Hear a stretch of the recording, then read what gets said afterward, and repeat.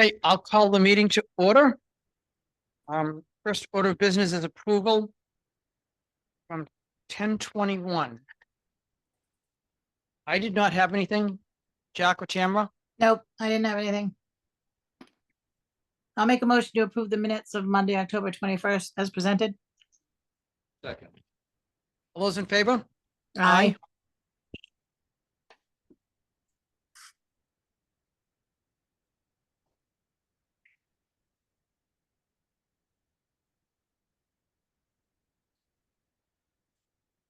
Had non-public minutes from that meeting to discuss a personnel issue. We have a motion to accept. So moved. I'll second. All those in favor? Aye. Aye. And we have a motion, minutes from Thursday, October 24th. I didn't have any changes with that. That was the tax assessment. Tax, yes. Tax rate setting, Yeah. yes. Make a motion to approve. Okay, motion. I'll second. All those in favor? Aye. Easy. All right, I handed you my agenda along with the minutes.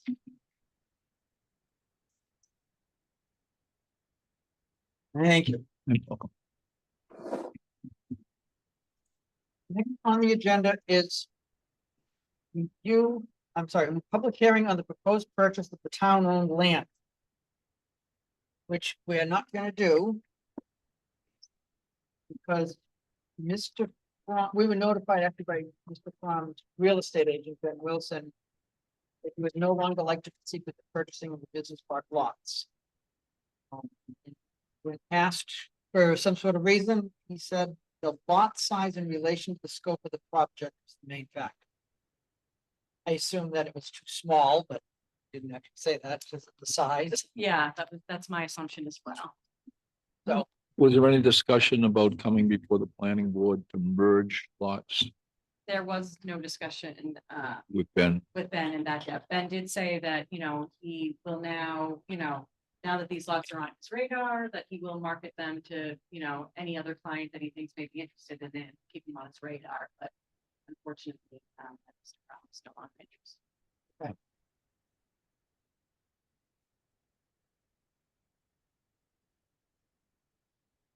all right, next on the agenda is acceptance of the highway safety grant, 15,800. Do we have any? Yeah, I have it right here.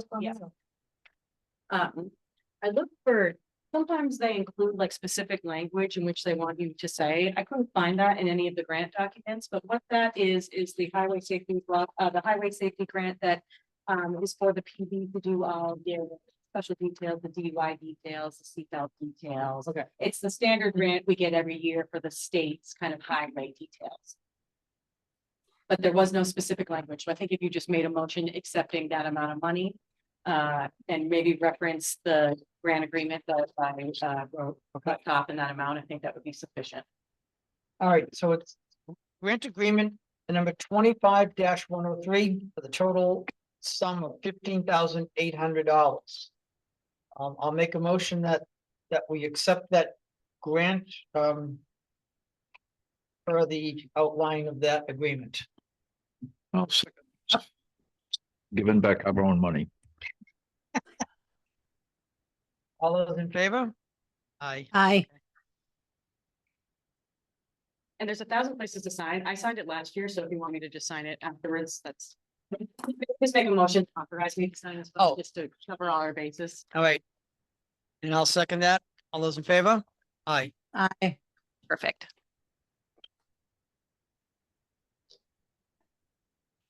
All right, next on the agenda is the Town of Lincoln's eldest resident, which Margaret Thompson passed away recently. Do we know who's? Yep. How was you? I'm getting there. It was a surprise. It was a surprise.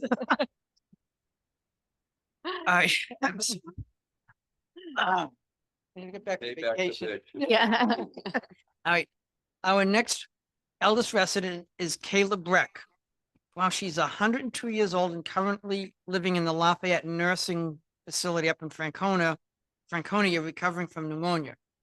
Her grandson, Chris LeBrecq, is aware that Kay is next in line and has even mentioned it to her. She is very excited and truly our eldest lifelong resident. She was born in Lincoln at the medical hospital here, the utterly delicious ice cream building that recently burnt down. She uses a walker these days, so a plaque would be more appropriate, according to Chris, which is fine. Perfect. So, so I don't know if we typically do this in a motion, but I'll make a motion that we prepare a Boston Post cane plaque for Kayla Breck, and once it's right, and then once it's ready, we'll figure out a time and place to present it to her. Perfect. I'll second. Okay, all those in favor? Aye. Aye. Now Terry usually takes care of that. Orders the plaques or the canes or whatever. It's actually in one of her budgets. Okay, I think just okay. But you can do that too. So thank you for getting this together for us. I'll put that with our selectmen stuff, I guess. All right, before we go to the town manager's report, just a couple of things. Were you gonna read this letter as part of your report from Mr. Kaplan? I was, but All right, I'll just save that for you, but I will read the letter we got from, I'll summarize the letter we got from the Secretary of State sure. regarding tomorrow.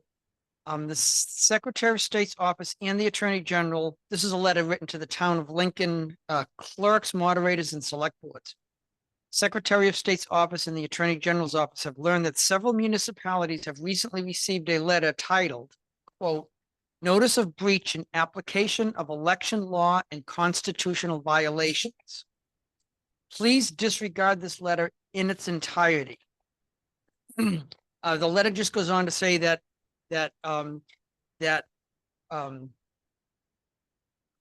fake letter demands that state election officials take actions that are contrary to the state election law, and not to follow them.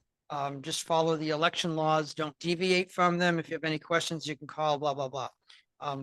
But just to put people on notice that if they're aware of this letter, it's not valid. And our election officials will be aware of that tomorrow. With that, let's move on to the town manager's report. Okay. Linwood Ambulance. So Cheryl Reardon, on behalf of the Board of Selectmen's, contacted the Linwood Ambulance. Just a little backup on this. We had now sat down with the Linwood Ambulance, OJ, Cheryl, and I, on behalf of the two towns to go over their budget per se, and try to have a little bit more in-depth conversation as to their appropriation request. At that time,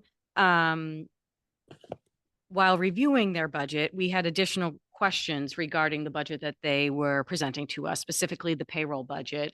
As we ran the numbers ourselves, there was quite a large discrepancy, roughly $200,000, from our numbers compared to their numbers. So the questions that Cheryl put together in an email to them focused around the payroll taxes, sick, vacation, paid time off time for part-time employees, and the benefit costs.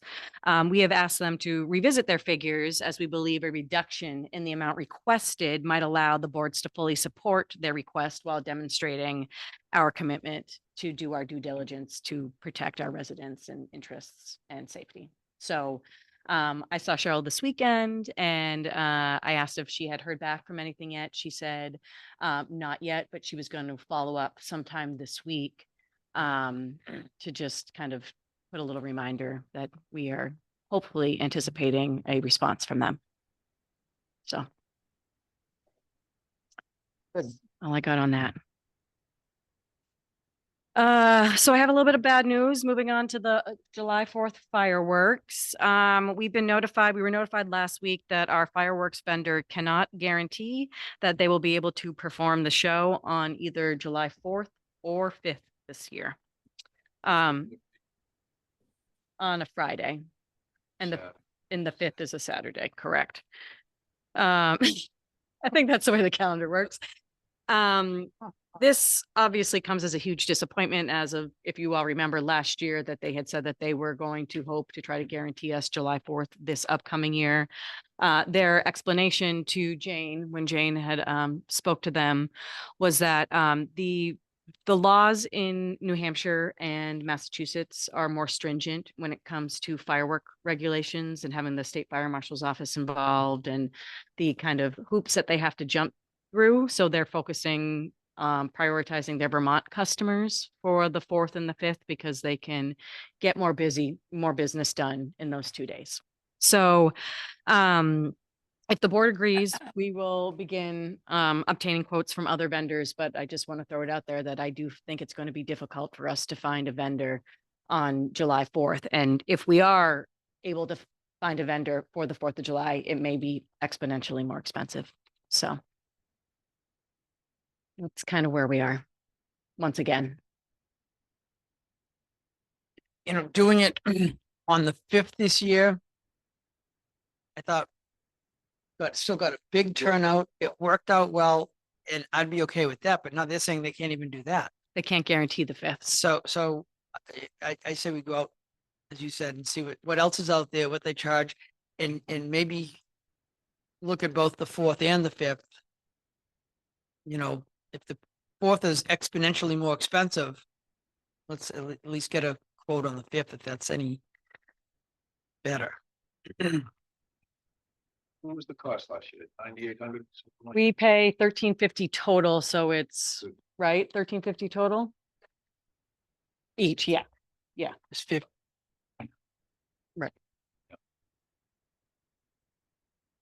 feeling would be that if we can do it on the 5th, do it on the 5th. There's got to be companies based in New Hampshire that deal with New Hampshire state fire marshals that know the law, know the hoops that they jump through. Oh, absolutely. I just think they're few and far between. You know, I think when we looked at this last year around this time, there were like 3 main players: Atlas Fireworks. There's another company that ended up quoting us. I can't remember his name, something Pyrotechnics, JP Pyrotechnics or something along those lines. And then there was like a smaller firm out of Rumney, which I believe the town had used previously, that wasn't necessarily interested in going down that road again. Hell's Gate, I think is the name of it, or something Okay. along those Who lines. does the ones at the Indian Head? Do we know? I don't know. I'm sure that they'd tell us. Okay. Because they do a good job up there. Yeah, I mean, Who was? Oh, was he? Oh, yeah, he'd be the one to ask. oh my goodness. I don't usually lose all Are the we lights. that boring?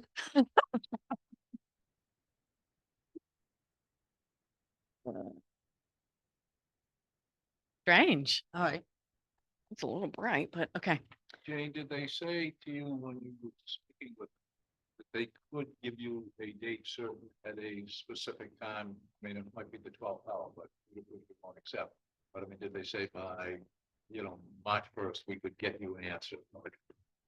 What they're doing, they're in touch with all their customers, on the 3rd day. Just writing it down. And they're gonna go through, she did not say, oh, we'll know by March. Okay.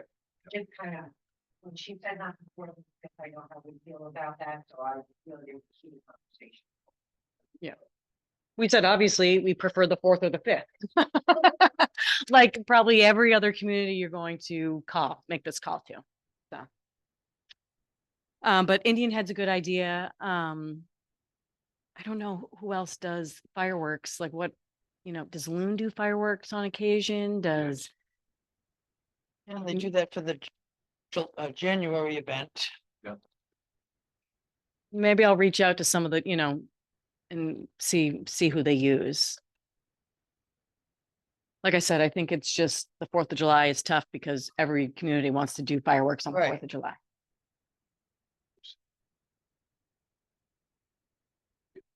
I did last year. He uses Atlas. They use Atlas. And when I called Atlas last year, they told us there was no way we could get you on the 4th.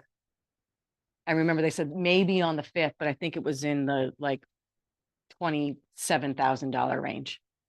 If I'm remembering. So, but All right, any more bad news for us? I got some more bad news. Yep, here we go. Here we go. Keep it coming. Route 3 water main project. So we've encountered an issue with the project. If you've driven by, you'll see the pipe is just sitting on the side of the road at the moment. As DeFelice began digging, it became apparent that the utility lines marked out by DigSafe were not accurate. There are a multitude of lines that crisscross all over the place, essentially, where along the intended path of where that pipe is supposed to go. So Nate is working with Sam at Weston and Sampson to identify a solution, as the route that they originally intended to take may need to be relocated. Until there is a resolution, that DeFelice can't necessarily move forward more than putting the pipe together and laying it on the side of the road. So we're kind of at a standstill. I didn't see Nate today. I came in late. I had some doctor's appointments this morning. So our paths didn't cross. I imagine they will tomorrow. I'll give you an update if I can tomorrow, but I know that they were really disappointed because Nate says the utility lines are just all throughout where we need And by to. utilities, we're talking about like telephone. Telephone, and yeah. elect- Mostly telephone, Most of telephone. charter, yeah, communications. And just an FYI, charter communications, telecommunications lines are not mandated or are part of the Public Utilities Commission. So they're very hard to get relocated because they don't have any sort of regulatory authority that you could go to the PUC and say, hey, we need these lines moved, or we need this, and they help facilitate that to happen. And telecommunication lines are not part of that. So then they realized they You got cut them a few times, but then we end up accidentally. paying for it. So hopefully, we knew that the project was going to be short-lived this fall and pick back up in the spring. So, we are losing a little bit of time, but we're hoping to come up with a solution. That was number one on Nate's priority list as of late last week. So, Okay.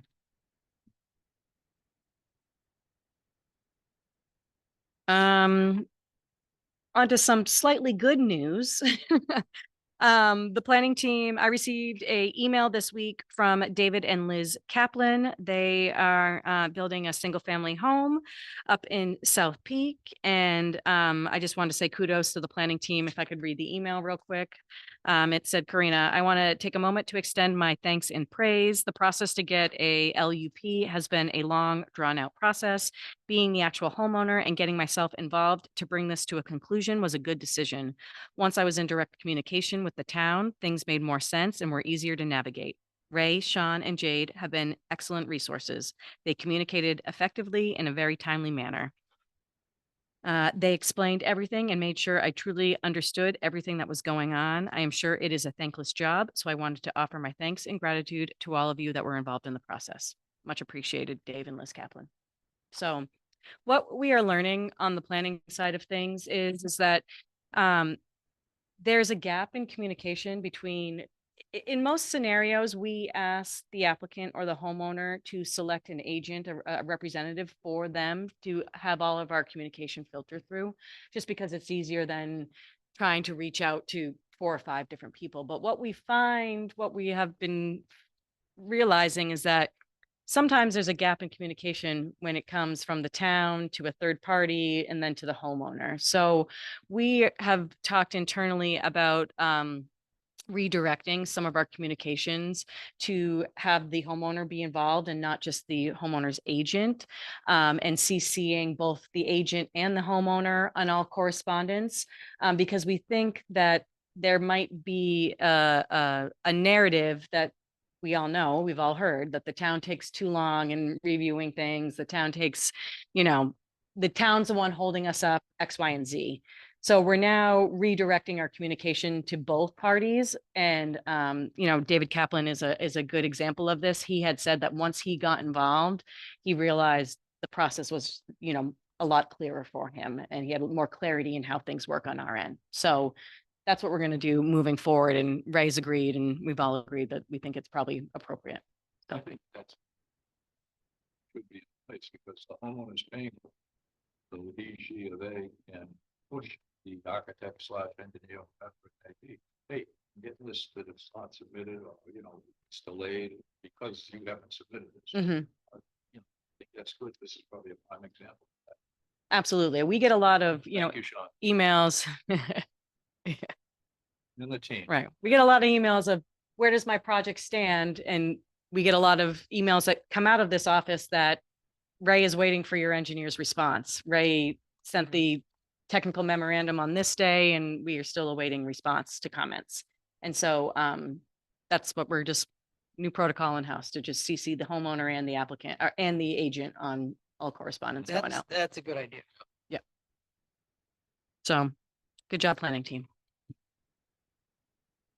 2025 proposed budgets. I am pretty close to having the 2025 proposed budget draft for you shortly. I just got a couple of the larger departments that we're putting final touches on.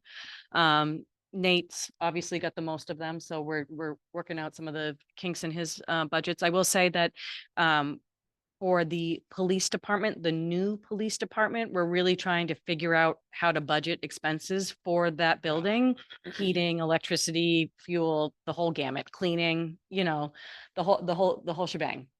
So we're trying to do our best. It's going to be, a guesstimate for the first year or so, until we have a full year of occupying that building and truly understanding what it's going to cost us. So there are some numbers that we're still working through on the PD's budget, but I should have something for you, at least the majority of the budgets. Like I said, I have almost all of them except for some of the bigger ones by the end of this week. So I'm proposing that maybe we meet early for the next meeting to start kind of just like a budget workshop before we get into the regular selectmen's meeting. And I also know that Tammy is planning to be home on the 18th. And so I didn't know if people had availability that week. If Tammy wants to be involved, I know she does, that maybe we could either do it later, maybe not have a meeting on Monday, but maybe have the meeting on Tuesday or Wednesday. So all three of us could.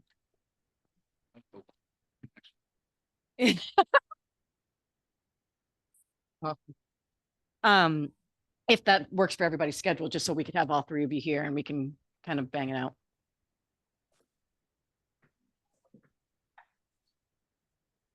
I didn't want to speak for you, Tammy, but that's right? Yeah, that is right. Yeah. So would you be available to do it early on the 18th, Tammy? I hate to say yes. It's going to be, I doubt it. I doubt I'm going to be home till late on the 18th. Okay. Yeah. All right, then let's scratch that out and move it either to Tuesday or Wednesday. There is no planning board meeting that week, so we could pretty much do it any day that week. Tuesday would work better for me, only because I have a school meeting on Wednesday. Tuesdays. Because of my calendar. Okay.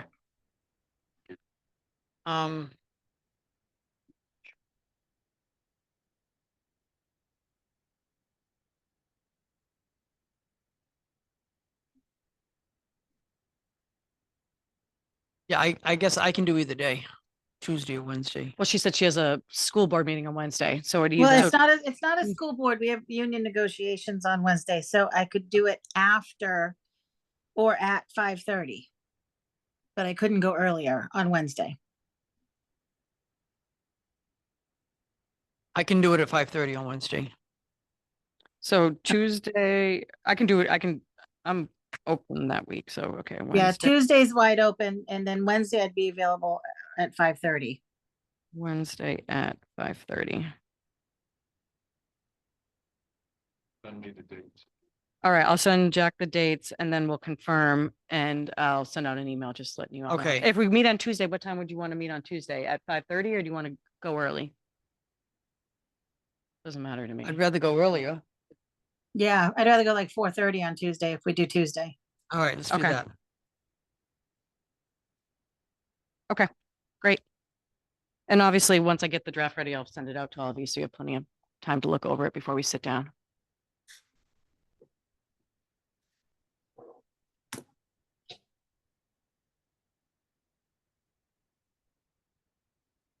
And that's all I really have for this evening. 'Cause, Okay, we'll have a busy day tomorrow.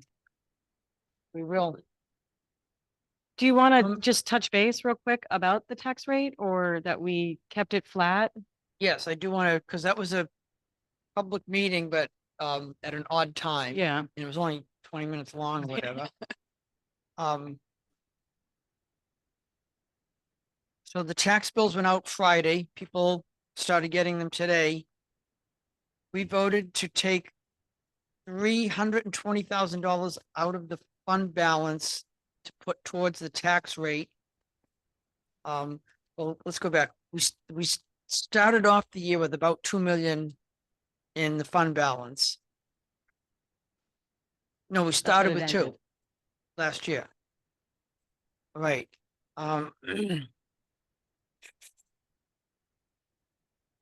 We ended up with around 2.8 at the end of the year, and we're taking 320 out of that, leaving about 2.5 in the fund balance. I think we all agreed that 2 million was a good number. Took this out, that amount out to keep the tax rate for this year the same. And with that extra 500,000 that's in the fund balance, maybe over what at least I feel comfortable with, but I think we all said 2 million was good. That will allow us to potentially use that at town meeting to vote funds from the fund balance to do maybe a specific project or whatever. If the taxpayers want to, right? So that was the summary of that quick meeting. But anyway, the tax rate this year is the same exact number as it was last year, 11.68.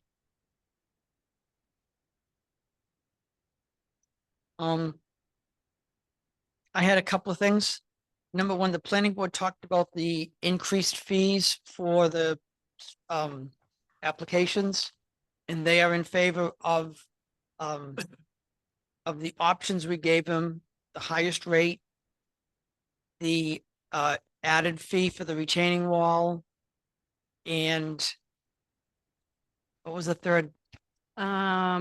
Was it the jacuzzi and outdoor irrigation? We talked about that. You talked about that a little bit. It was the additional fee for the retaining wall. It was the dollar per square Per footage. square foot. The language that if you are caught without a building permit, that, Yes, penalties. if there's penalties. Yep. The planning board was happy with all of those. So we'll get a public hearing scheduled and get that on the agenda. Let's do that. I don't know if we can do that this month. Do we need to post We need to post the it. public hearing? We need to post the public hearing. We'll look at the timelines. I'll have to look at specifically. I don't know if it needs to be in the newspaper or if it could just be a regularly scheduled public hearing. I gotta look at what the RSA says just to make sure we're following it, but All right, we'll definitely get that moving because we would like to implement those for January 1. beginning of the year would be a good Right. time to do it. So. In addition to that, maybe for Wednesday, the 20th too, we might have a lot, or Tuesday, the 19th, whatever we decide. There are some changes in our personnel policy that I would like the board to review, that I would like to get your blessing on and kind of adopt. Specifically, most of them revolve around some of the health insurance changes that we made last year, that now we're totally doing a different plan. And that's what our personnel policy says. We're only doing a single person plan and whatnot. But there are some references to a wage scale that no one's ever seen. And so there are a couple of cleanup items that I would like to propose to the board that I've been working on that I would like you to review as well, just to get it on your radar. And then the only other thing I had was just a question. I was away for the week, but I noticed like Liberty Road has all new asphalt on it. Oh yeah, paving. Are we done the paving projects that gonna be done by this fall? Is he still working? I don't, I think they were coming back in town today. They may be finishing up in the next couple of days Okay. because I know that the end of Pollard Road, when I was out on Saturday, the skate park opening, we didn't mention that, but we had a really great turnout on end of Pollard Road. That little spur section hadn't been paved yet because they're kind of they're doing a lot of GMI is the company that we're using. They're doing a lot of bigger paving projects in town. They're doing Loon Mountain, a couple of Loon Mountain's parking lots, Yeah, the big so- parking lot. So everything's going to be done by the time they leave town, but they're kind of doing what they need to, like whether it's getting the base layer or if it's getting the top layer, they're kind of bebopping around town based on like what they're doing that day. But everything will be done before they leave town. They were doing it today. Yeah. They're also going to do the final coat at the PD. They were doing, like I said, Nate said that they had a couple other projects going on in town that they were kind of going around doing. But yes, Liberty Road, Eagle Cliff, we're also doing some kind of maintenance work on Franklin Street to kind of stop from the pooling of the water towards the top of the road. So there's a couple projects that are going on, but I think for the most part, Eagle Cliff and Liberty are completed. Okay, Yeah. good. All right, I didn't have anything. Jack, do you have anything? Yeah, I've got a few things. First of all, as Karina said about the skate park, it's a great grand opening. Congratulations to the team that put it Mhm. together. And guys, as I said in my speech, committed their time, above and beyond. And so many donors from the community really made it happen. And, you know, the smile and happiness in the kids' faces said it all. The parents said, you know, they watched the kids make new friends and learn new skills. It was great. Yeah. I saw something, and I'm not on Facebook, but somebody showed me a posting on Facebook regarding, I believe, Delicious. Did you see that? Mm-hmm. He's looking to put maybe food trucks there. Is he going to build? He said he's not sure or what have you. And I don't know if that impacts the pizza place. I know this, the issue with tie-in. I talked with him myself. That He said, issue has been resolved. The tie-in issue has been resolved. And he's aware that the owner of that property, Justin, I believe is his name. Yeah. He's aware that whatever he does will require site plan review because, you know, we gave them a transient vendor permit for the summer to have the food truck there. But if he's going to propose that that be a location for food trucks in the future, that could, You saw that posting. I did. yeah, that he would need to go through site plan review. He's talked a couple different ideas, Christmas trees and stuff like that. So, I haven't heard anything When from you Seth. say that issue has been resolved, they put in a new water line out to Main Street? I believe they did. Okay. Yes. Main Street over there. No, it goes towards Main Street and then across the front of his property and ties into Pleasant Street. Pleasant, yeah. Thank you. You're welcome.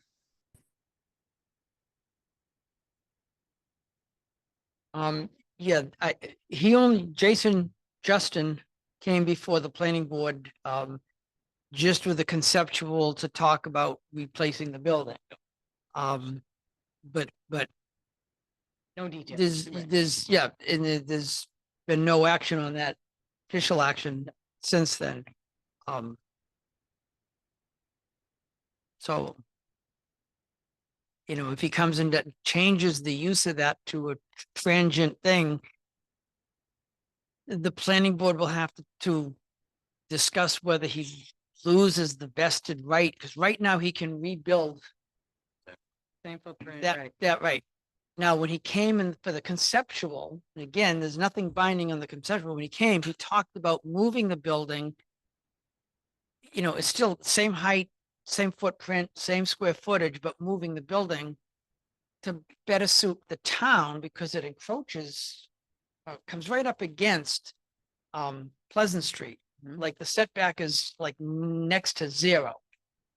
And you know, that's a problem for us when it comes to plowing or traffic or whatever. Line of sight. Right, so it may be beneficial to him and to the town to move that building. And again, there's nothing binding, but the planning board seemed to be amenable to that type of thing. You know, if it's gonna make a bad situation better, why wouldn't we do something like that? But, I believe that lasts for a year, that automatic grandfather, he can get an extension on that, but would have to come to the planning board to do that, to build that same building, or that same size building. Yeah. So, Only time will tell, I guess.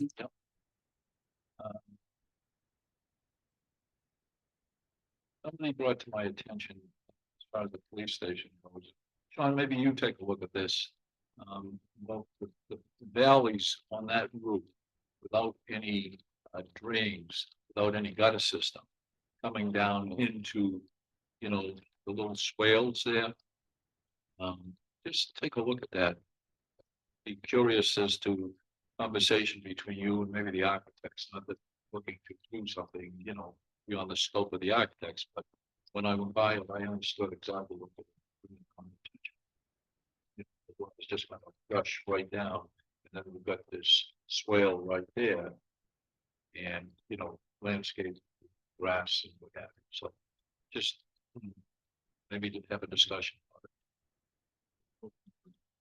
it. Thank you. We have a meeting Friday with Mr. Devotion at the time. I have not had any confirmation from Mark or Scott. Scott did call me late this afternoon before I came into this meeting. I didn't have a chance to call him back, so I don't know if he's confirming. I did send an email out last week, at the end of last week, saying we'd like to nail down a date and time, as the project is essentially on hold until there's a consensus from everybody. But I have not received a confirmation for Friday. So you'll let. I'll let you know. Yeah, Yeah. 3 o'clock, so it would have to be before then. okay, Friday works for me anytime. Okay. Yeah, I had sent an email, and didn't get a response, but like I said, Scott called me late this afternoon. I just didn't get a chance to call him back, so hopefully he's confirming.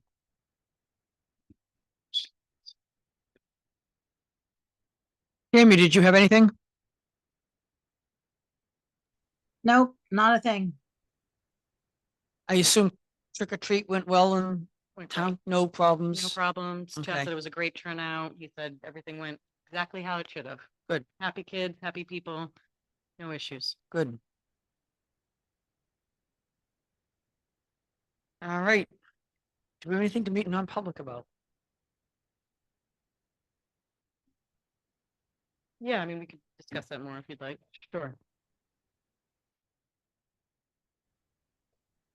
You want to? Yes. All right. Then let's do, public participation. Nothing? Paul? Yeah, I just have a couple questions. I think you just touched on the water tank.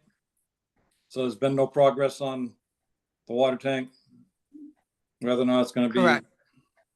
So does that mean that the construction that's been approved will stop until such time as there's some direction on whether or not the water tank's gonna be go forward as a town project or South Peak project, or whether it's even gonna go forward, or South Peak might do it themselves? How's that, how does that work with that? The status with the South Peak tank right now is that the Forest Service, if we're gonna go forward with it in the location, in road design and piping design that has been discussed, we have to start all over again with that NEPA review. I understand. Which will push the timeline out. We have not committed to doing that and paying for that until we're sure that South Peak is still on board with partnering with us under a new timeline. Right, And so my question again is, so does that mean that the approval, if you will, for, let's say, what's the new development up there, Aspen East or Aspen Heights or whatever it is? They were gonna go ahead and do that project, start that construction on that project based on the fact that things were moving with the town and with the tank. But it sounds like things are not moving. They're kind of at a standstill until such time as either Mr. Bogosian gets back to you or that process, NEPA process starts again. So, No, the Alpine Ridge, where it's Upper Crooked Mountain, now it's known as Alpine Ridge Road. That subdivision has been approved and is moving forward. The only thing that would hinder them in the future is if they tried to build above that 1,000-foot mark. Not all of those lots. There's only a few of those lots that will be affected by the lack of a water tank in that area at this moment, but it doesn't stop that subdivision from being approved. Karina, are you talking about the Aspen Heights project? Or are you talking about the condos down below? I'm talking about the Upper Crooked Mountain, which is now known as Aspen Ridge Road. Okay. Alpine Ridge, excuse me, Alpine Ridge, yeah. Oh, I thought during the planning board, I thought it was referred to as Aspen Heights or something. Maybe like it was like that subdivision has had a couple of different names, I feel like. Fireside is the condominiums, the 41 units Right. is Fireside. That's moving forward, but the Right. upper Crooked Mountain Road, let's call it that, because I think that's what we called it for the most part. It's now known as, was it Alpine? I thought it Alpine was Ridge? Aspen. On the application, it said Aspen Heights. It might have been, but that 28 lot subdivision has been approved by the planning board. There are a few Right. lots that could potentially be affected by it just based on the size of the lot. But Height of the lot. the height of the lot, right? Right, yeah, the elevation of the lots. Yeah. Right. That was my question. So the lots that are above the 1,000-foot elevation will not be being worked on until you Well, I guys mean, can come up with an there agreement? won't be a building permit issued on it, but I mean, Okay, right now they're just working, right now they're just working on putting the road and utility in, so. Those lots are still lots. They're approved subdivision that was recorded at the Registry of Deeds. Whether they're buildable lots, that's to be determined, I guess. okay. All right, any update on Campus World? Nope. So there's been no one who submitted to date, there's been no one who submitted a proposal, to the town? Correct. Okay. PD completion, is it still on schedule? Yeah, I mean, we are hoping for end of year, early next year, yes. All right. And the 320,000 that you used from fund balance to offset the taxes, can I ask what was applied last year to offset taxes? 0, So last year we applied 0, correct? and this year we're applying 320,000. Correct.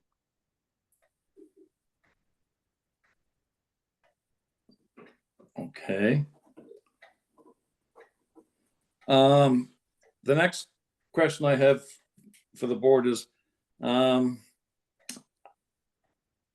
it's come to my attention that the right of way for the state up on Route 3 is pretty wide. It varies a little bit here and there, but it goes from 75 feet, maybe down to 50, but I thought, and my questioning to people about it was that it was always that wide because I thought that Route 3 was going to become like the main corridor up through Route 3. Now that the interstate's goes by there, you suppose the town could petition the state to lessen the right of way up on Route 3 so that people could use it for, more of their business and stuff like that? Have you ever thought about doing that? I At think this this, point, I think there's certain businesses up there that are petitioning the state to purchase the frontage in front of their business. Do they have to purchase it, OJ? I mean, how does that Yep. work? I don't know how it works. Does the state own the land, or do the people own the land and the state just have a right of way to use it when they deem that's fit? I don't understand how the state right of way works. Well, the state owns that. It can work different ways. But in the case we're talking about here, the state owns the property. So the And state then- actually owns the whole right of way. Tammy, I know you're shaking your head. I think it's different down by your place. We're talking, Yeah, we're But it's talking, different. It's not consistent all the way up through, I don't think either. There are quite a few properties in Upper Lincoln that the state does own throughout the state's right of way. And then there are a couple that it's just a right of way. I And it's agree. very different down where our shop is, down that end is that's all just right away. I mean, could the town kind of poke into that and see what it actually really is and what it might entail to be able to make it a little smaller so some of those business people up there could use their property more towards their business and make it worthwhile to them without Well, fear I of the mean, state if- taking it over? if the state owns the property, I believe they're required to sell it. They can't give it away or anything like that. I've been involved in a situation like that, and it involved a appraisal, survey, and a check paid to the state. And that's how they do it. And what are they doing over with where we want The to? triangle, that's exactly what they're doing. So the triangle that we want for the potential, added space where the new police department is, we're gonna have to pay for that. So I don't see us getting involved in paying for land, but the private business owners certainly can do that. Right, it's more of a public, a public benefit, I mean, a private benefit than a public benefit. All right, like I said, I didn't know how the right-of-way system worked, whether it was the state just had it. They had a right to the land and that, you couldn't put anything on it or what it actually was. But you're telling me that the state owns that right-of-way up on Route 3. It varies, like Tammy said, it changes throughout. Oh, yeah, I know. Yeah. I'm familiar with that. I've been talking and looking at some plans here, but I thought the state didn't own it. So the property lines of the individuals, even like you, OJ, so up on Route 3, do you only own as far as the right of way? Correct. You don't Right. own because I I mean, all thought all that grass that I mow between the inside of my birch trees and the edge of the highway is all state land. so you I can don't- send them a bill for your mowing services for all those years. They could come through with the tractor and rip it all up too, but I think we have a good understanding. I'll mow it, they'll leave it. I know up at Parker's Motel, the actual ownership of that juts, like the line goes all the way up, and when it hits where the sign is at Parker's Motel, the property line of the state goes out towards the highway and goes around that because of an influential judge who owned that property back before we did. And I don't think that was the whole thing, but I mean, they realized that there was no place else for the sign or the house. They weren't going to make the house move. So it's the ownership of that land of the state bends at that point. But on the other side of the street, they own, whatever feet back from it. And it's the opposite down the other end, because at the shop, our property line goes all the way out into Route 3 and off of Connector Road out to a point directly under that flashing yellow light at the intersection. And we get to pay all those taxes on those roads that people travel on. So it's the opposite down the other end. So it varies from property to property the whole way up. So anyway, Paul, I don't know, he dropped off of this. I don't see him, but I mean, I don't see the town getting involved in negotiating for private property. No, I mean, No. that, it's not a town road. It has no Yeah. benefit to us. Whether it's a 50-foot right of way or a 25-foot right of way or a 5-foot right of way or a 1-foot right of way. It doesn't really, and like you said, there's gonna be a cost involved. Right. I went through this process, not in Lincoln, but I went through this process with a piece of land, state of New Hampshire owned a portion of a building that dated back to a deed like that no one even knew about. Yeah, and we ended up, they were reasonable, they were good to deal with. It just took months and Mhm. we had to pay for the land. Right. And we had to do all the title work, legal work, Yeah. surveyed, all Well, and that that's what we'll do for like you said, the state stuff triangle. over here. Yeah, they're gonna appraise it. They're gonna give us a price tag on it. We're gonna have to see if we want to purchase it for that price tag or not. So. even though Yeah, it's. I agree. I don't think the town should get Upland. involved at all up there, but we could encourage the property owners and business owners to do their own Yeah. due diligence and homework and purchasing and et cetera. But the town doesn't need to do that for them. Well, I think what has provoked this conversation is that the state has notified some people up there that, you know, something is in They're there, right away. in the land that they own, whether it's a Yeah. sign or lighting or whatever. State actually did. Somebody picked up. I know of There are certain businesses. certain businesses, but I don't know if they did them all. I can't say that they went through and talked to everybody, but. All right, I will make a motion that we go into non-public just for an update on personnel. Sure. All right, a I'll second, s- Tammy seconds, all those in favor? Aye, Aye. all right. These are all signed. What's that? Yeah.